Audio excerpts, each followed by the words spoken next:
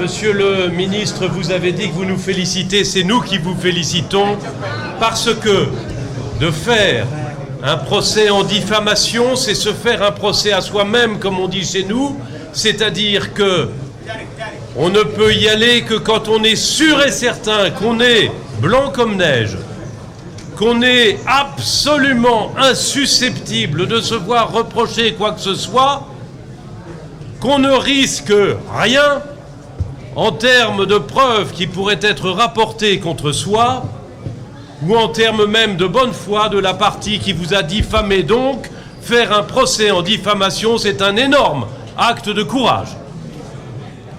La deuxième chose que je veux dire, c'est pour rebondir sur le « nous avons gagné » que vous avez indiqué pour commencer votre propos. Nous avons gagné.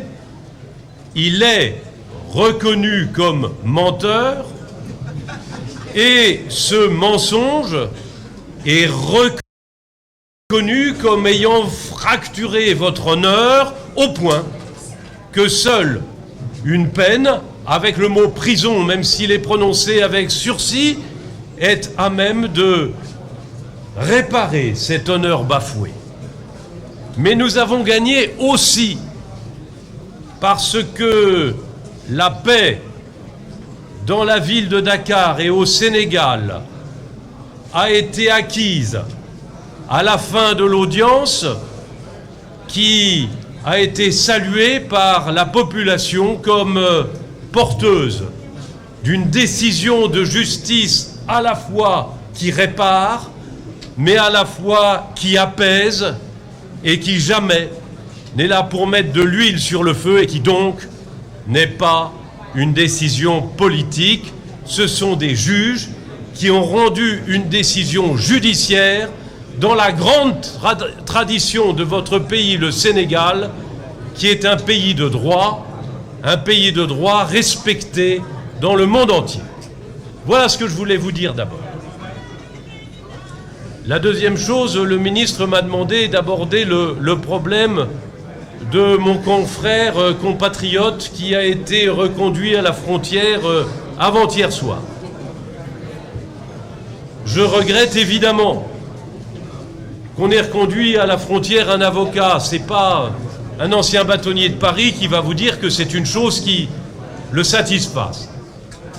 Mais comment accueillir quelqu'un qui annonce dans un brûlot qu'il diffuse partout via Internet que le chef de l'État ici est un tyran et qu'il a la recette de cuisine pour organiser une insurrection.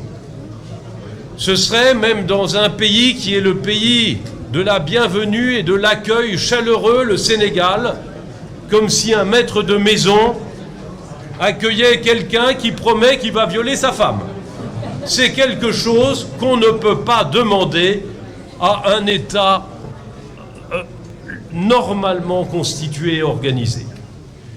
Au barreau, nous considérons que la parole est libre, que la parole peut aller très loin, qu'elle est soumise même à ce qu'on appelle l'immunité quand on est à l'audience, quand on est en robe d'avocat, mais pas avant le procès.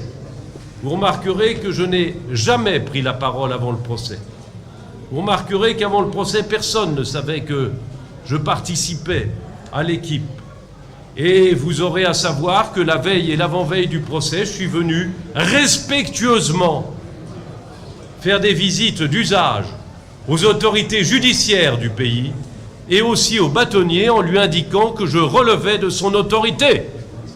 C'est comme ça qu'on fait. Ce sont les règles et usages du barreau. Il les a méconnus.